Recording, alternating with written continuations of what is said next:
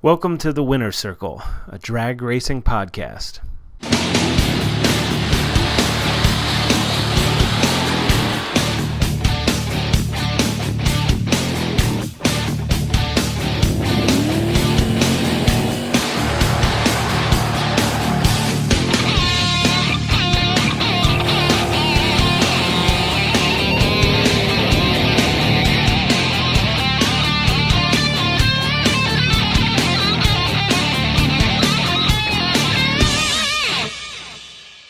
I'm your host, Leroy Lease. Our goal is to help you win more rounds at the track by sharing tips and tricks. This is episode 2, brought to you by DragTracker.com, an online logbook serving the racing community through tools and technology. For this episode, we're going to highlight 5 things you absolutely need to take with you to the track on race day. I'm also going to share a story about a time I went down the track and there was a herd of goats crossing the track. But before we dig in, I really want to encourage you to check us out on DragTracker.com. On the right side of the website is a voicemail link. If you click that link, you can leave me a voicemail, and I encourage you to share any stories that you have so we can get them included in the show, or if you have any questions and answers that I can do some research, or if I have an answer I can share with you so we can share with all our listeners.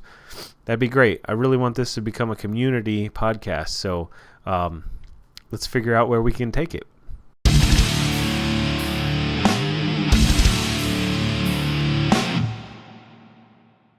All right. For the 5 things you absolutely need to take with you to the track, I had a couple of things that I always take with me. But I went ahead and went onto a forum. For this one, it was the Outlaw Pontiac Drag Series forum, and I posted the question, what things do you take to the track? And I got a couple of answers. And you have to forgive me, I have a cold today, so I'm trying to get through this without sounding too nasally. But one set of answers, one particular answer was, hands down, this person absolutely can't race, you can't win without this. Their answer was fuel. And what's funny about that is I almost never take fuel. I use 110. It's usually either blue or purple. And I don't have any trouble usually getting fuel at the track. So my race day includes not necessarily taking fuel. I just take a fuel can. But for this racer, fuel was number 1 on his list. For other racers, and for myself, I run an alternator. So I bring an alternator belt.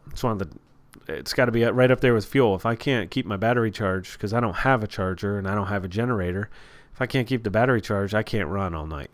And so that's a major concern. So I need belts. If I didn't have belts, I definitely need jumper cables. If you don't have jumper cables, you're gonna need those other things like a generator or a charger. So let's call that 1 and 2, fuel and battery, or some method of keeping your battery charged. The next thing might be a toolbox. So whether that just means wrenches and sockets. It could also mean a toolbox that's full of parts that you need, like tie wraps or fittings, other gaskets, other belts, hoses, JB Weld, and all these kind of things. You're going to need these in some kind of bin or box, toolbox that you take with you to the track. So let's call that number 3. And in there you can have extra nuts, extra hardware, racer's tape, electrical tape, carb cleaner, rags. These are all kind of things that you could list them out as different. I know I'm kind of cheating here because I have a box that you just put all these things into, but there are even more things than just having a box or a couple boxes with all these things.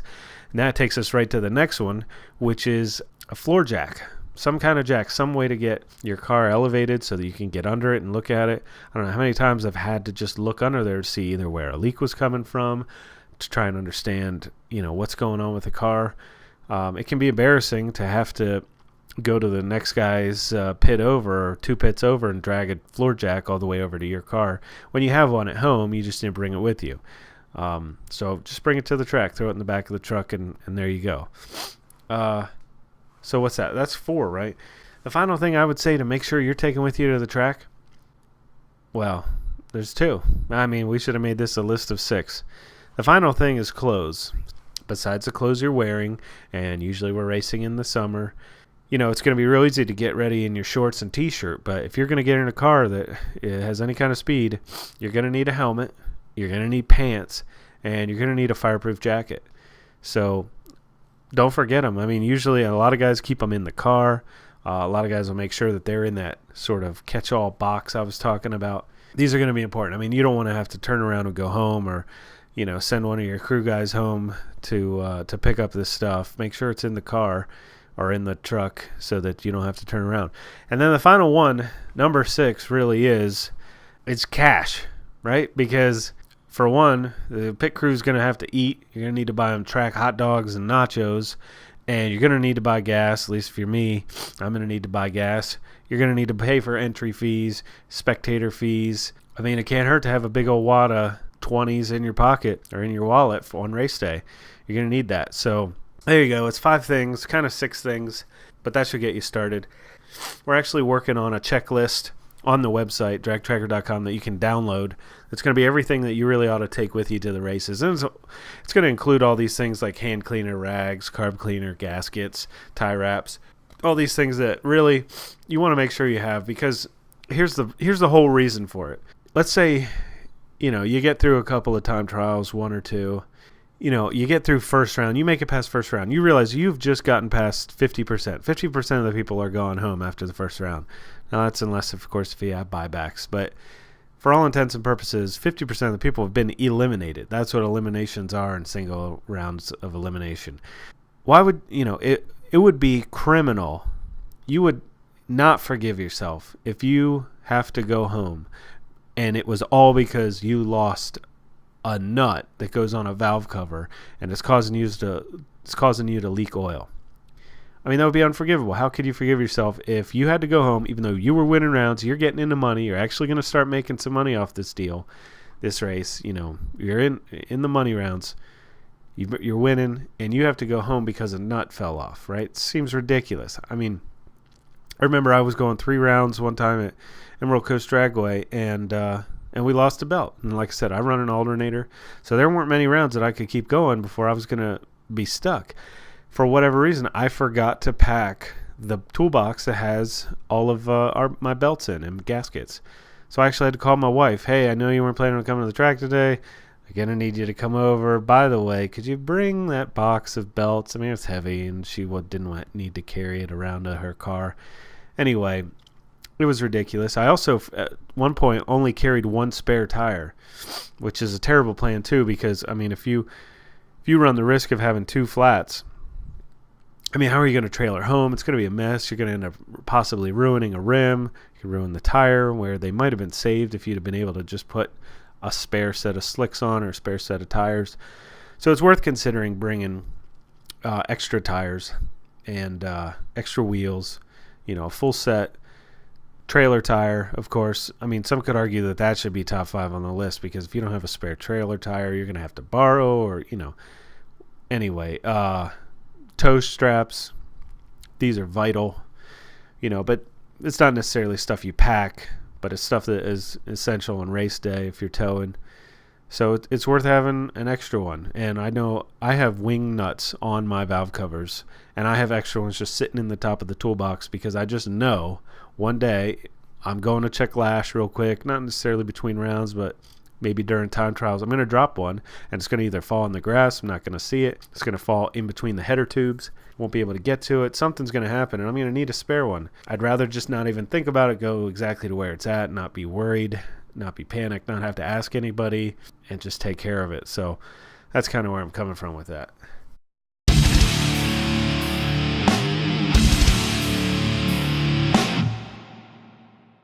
All right, so I'll reiterate it. I'm looking for cool stories about times you were at the track, something that happened, serendipitous, whatever. Preferably good luck stories so we can all feel good at the end. Neat things that have happened to you, either caused you to win, interesting set of circumstances, whatever. So one of my weird stories, back in 1997, I was racing at Capitol Raceway in Crofton, Maryland. Jim Cunningham, who's an NHRA Pro Stock car owner and driver, owns that track. He used to own it. The racetrack was sits right next to a farm. Of all the time I spent racing at that track, I never saw any farm animal. So it was never even a concern. It never was a problem. I never even saw dogs running around. So one regular old, must have been April because it was kind of chilly still. One regular April afternoon, I was doing time trials. They give you 3 or 4 before you would actually race, so we got there early. We were testing. No problem. Still fairly new driver. And I go, it's a quarter-mile track. Takes, 10 seconds in our Firebird. Typically when I'm going through the traps or getting towards the finish line, I'm looking at things like water temperature. I'm looking to see if the alternator's charging. I'm looking at my tack. I'm basically just running through the gauges, and I sometimes look up, but there's usually absolutely nothing to see other than when I'm crossing the finish line, so I know I can let off and be done. Well, as I get to the finish line, I look up ahead of me, and there's literally a herd of goats crossing the racetrack. And I kind of see peripherally the other car hitting the brakes very hard. And this is kind of what caught my attention, and I look up, and there's this herd of goats, and what I see is, and my dad had told me during training, sort of getting me ready to drive the race car, unless it's a person, you have to go through it if you ever see anything on the track. And so, obviously it wasn't a person, and I thought, well, I'm going to have to go through this. This is terrible. I can't believe this is happening, but here we are. 130 miles an hour. I'm going to have to go through this herd of goats. Well, what happened was I sort of was able to gently steer. At 130 miles an hour, you're not going to do a left-hand turn or a right-hand turn. I was able to gently steer it to the left, and I got right in between 2 of the goats that were crossing the track. But this one, and a baby goat is called a kid. This one kid ran right in front of the car and hit the bottom valence and actually busted the stock valence panel on our race car, and then went under the tire. And I think he must have sort of bounced between the underside of the car and the rear tire, because he got basically split in 2. One half of him hit the rear tire, shot up in the air 30 feet, and the other half shot out towards the side of back toward the farm. And it was unbelievable. I mean, luckily it didn't hit a fuel line, it didn't hit a brake line. Everything was okay. I mean, there was some pieces of goat left under the car. It was very ironic because driving a Pontiac, naturally, a GTO is often referred to as a goat. So then I got the nickname at the track of Goat Killer. These terrible things that happen at the track, nicknames and whatnot. But I mean, it was a very scary moment, and I was glad that no one got hurt, including myself. The poor goat sacrificed himself. It was a young goat, just following his mom. And then they shut down the track and called the farmer, had him bring his, try and retrieve his goats.